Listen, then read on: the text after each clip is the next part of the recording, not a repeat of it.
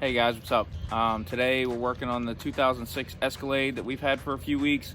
Trying to get this thing ready for a trip, and we replaced the front shocks. So this has the auto ride system on it, and the auto ride shocks for the front for the direct replacements were $285 a piece. So we didn't want to go that route. So what we did was bought KYB gas adjust shocks for a lot cheaper, and we're going to install bypass modules to bypass the light that you would get, the message you would get for your auto ride needing service, because it's not detecting the front shocks. So we'll install these modules. They're just resistors. They're already got crimp connectors that are weatherproof. It's for the 99 to 2006 Z55 bypass module. You can see it right there, and I'll show you where these go, how to install them, and first thing I want to do is show you how to see if your vehicle was originally equipped with the auto ride. We'll jump in, I'll show you that real quick, and I'll see you in the next step. Alright guys, here we are inside the vehicle. I'm going to show you how to see if your vehicle was originally equipped with the auto ride system, to see if this will apply to you.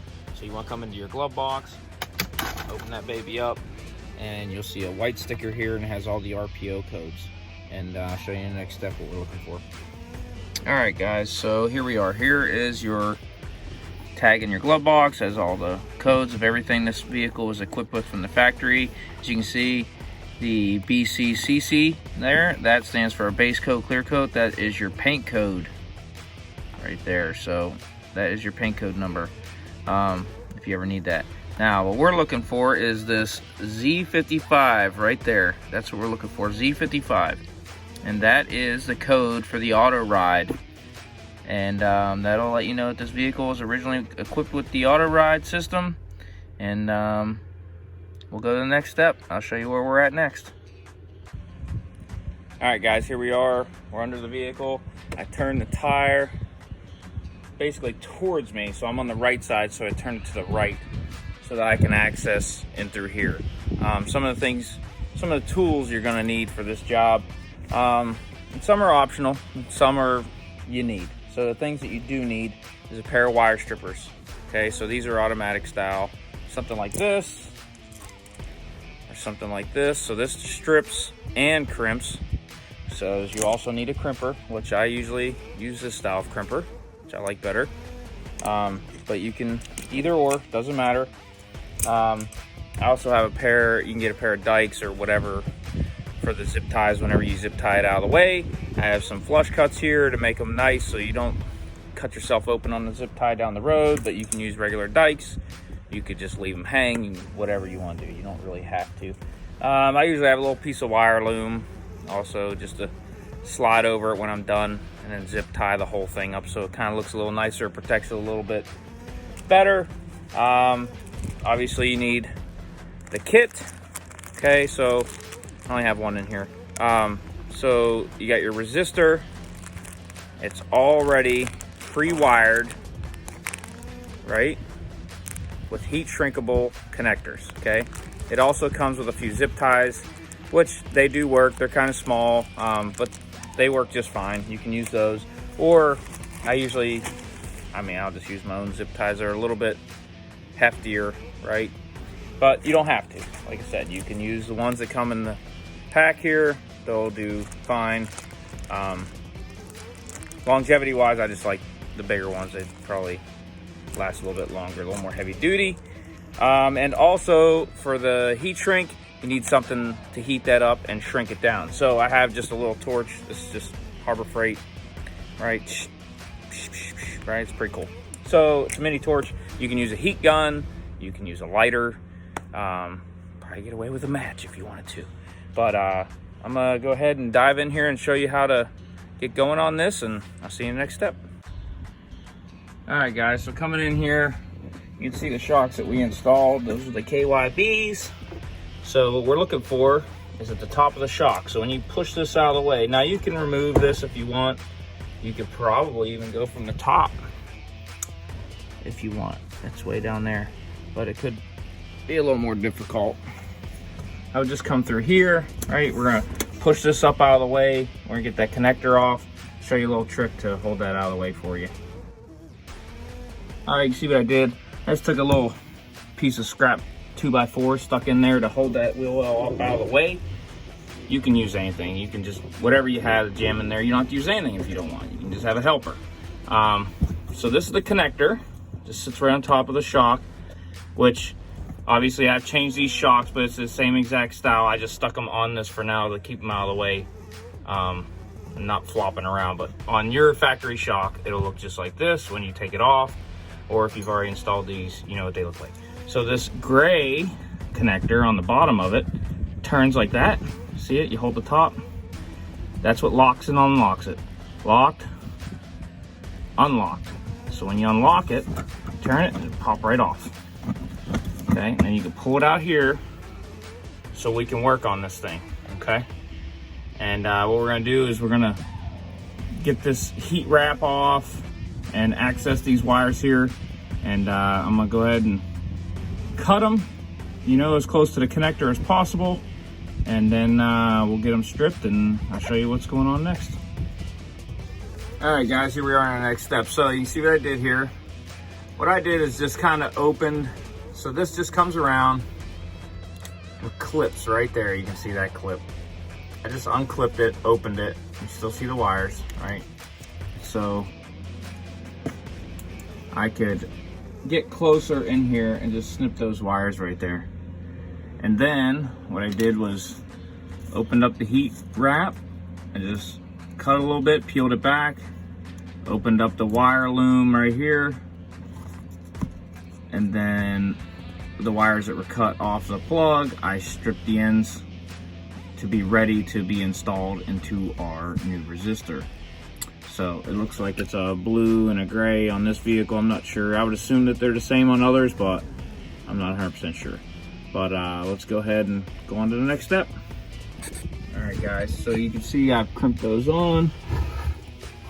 And it's a pretty simple process. I'm sure y'all, if you're doing this, you've all crimped wires. So you just slid your wire in there. Now this one I was just showing you, I got a little shrink wrap on there for extra measure. I didn't do it on this one just to kind of, I don't know, show you both ways that you could do it if you want to. So I just crimped it on with my crimpers and whatever crimpers you have. So now what we're gonna do is we're gonna go ahead and heat this up. And it'll shrink down just like this one. See how this one's nice and shrunk down? Shrunk it down already just so you can see it. So I'll just heat that up, and like I said, you can use a lighter, you can use a little mini torch like I have, a heat gun, whatever you want. Just heat that up. I'll heat this one up, I'll slide this over, and then shrink that on there too and kind of show you how that looks both ways, and then I'll see you in the next step. All right, guys, we got that all shrink wrapped. So yeah, you can see the difference. It's pretty good install with the shrink wrap over it, but like I said, these are weatherproof and you don't need it, but that's kind of what it would look like. So what we'll do is we'll stick it back in the wire loom best we can, and then I'll show you the next step what we're doing.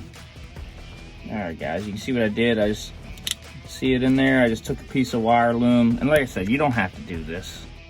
I'm just doing it because I go overboard on everything basically.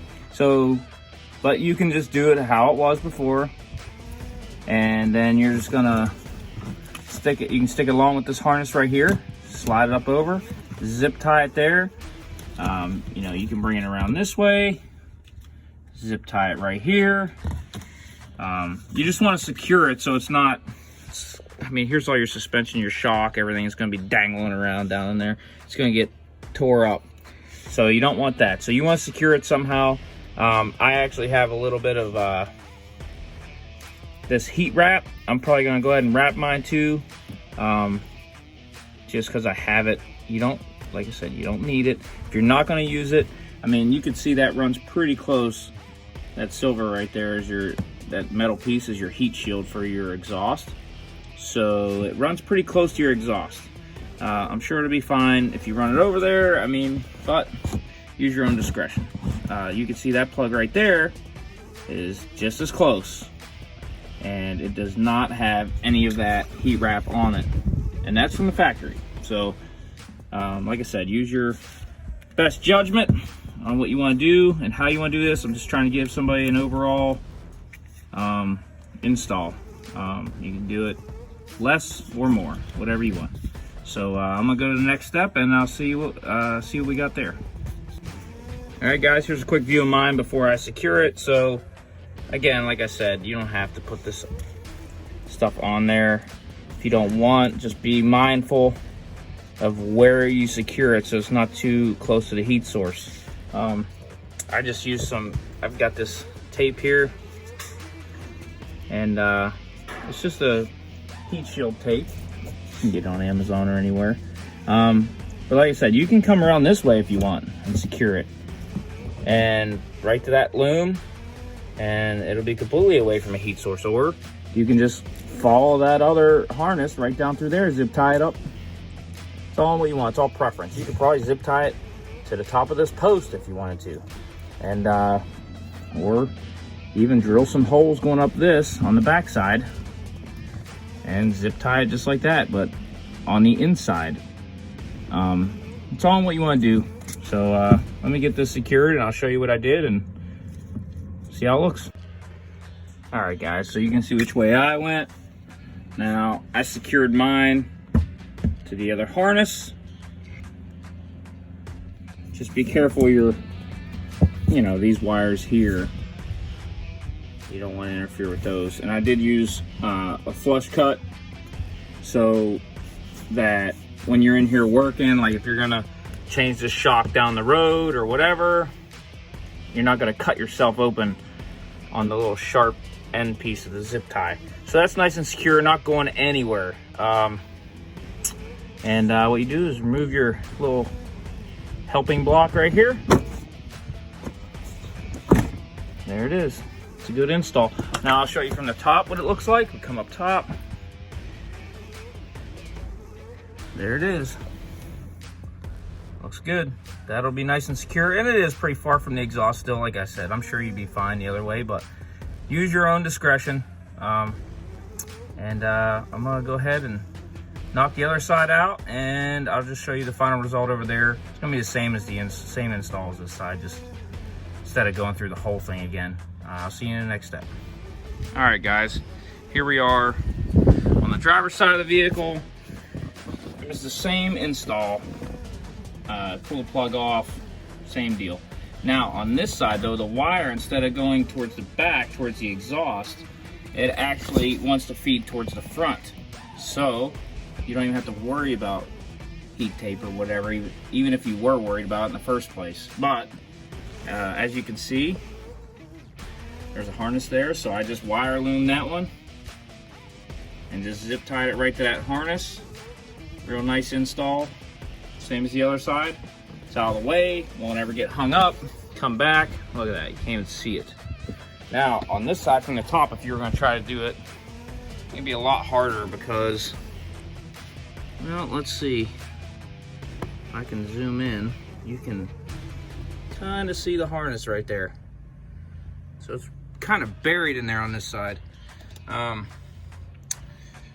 There's the catch can that I installed, and I've still got the covers off from that, so I still got to put all the covers back on. So that is the install. Now let me show you these shocks real fast. All right, guys, so these are the shocks that I installed. They're the KYB just gas shocks, and the part number for those is right there, if that's kind of what you're looking for. And like I said, this is a 2006 Escalade, so that's what I used. It worked great. It actually rides really well, and I drove it around before we put the resistors in there to bypass the system, and it gave me an, it took actually a couple trips around the block for it to actually trigger it. So I thought, it might be okay, but it wasn't. It just says service air ride. Not a huge deal. You can still drive it. It's just pretty annoying staring you in the face. So we installed the resistors to eliminate the light, and put these shocks in. Rides great. Rides better than it did before. Of course, the other shocks were bad, but I never rode in this vehicle when it was new. so I couldn't tell you the difference, but it definitely rides way better. And but I hope you liked the video, and I'm gonna keep plugging along on this thing. Like I said, we just got it a few weeks ago, and I'm sure there's other odds and ends and little things that I need to do to it. And if you like this video or want to see more like this video, just like and subscribe if you want to, and I'll see you in the next one. Thanks for watching, guys.